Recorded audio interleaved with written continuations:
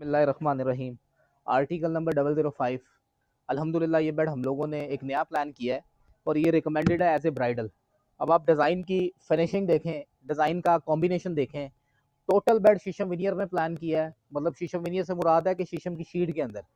कुछ लोग इससे रेलेवेंट आर्टिकल रेडी करके क्लाइंट्स को रिकमेंड करते हैं कि हम लोगों ने प्रॉपर लकड़ी में प्लान किया है, लेकिन लकड़ी दूर दूर तक नहीं है। ये सेमी सॉलिड फर्नीचर है, इसमें लकड़ी की क्वांटिटी की अगर आप बात करते हैं तो सिर्फ 20% है।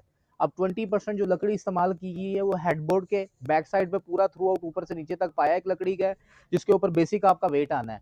ड्यूरेबिलिटी के पर्पज से सेंटर में दो लरें अमूमन एक होती है। ड्रेसिंग साइड टेबल्स के नीचे बॉर्डर लकड़ी के हैं। बाकी ये टॉप साइडें दराज ये सारा कुछ एमडीएफ में है। अगर आप इसकी प्राइस की बात करते हैं तो ये बेड सिर्फ हम लोग आपको देंगे 195 में। इस प्राइस में कोई भी बंदा आपको फर्नीचर इंशाल्लाह इससे रेलेवेंट नहीं डिलीवर करेगा।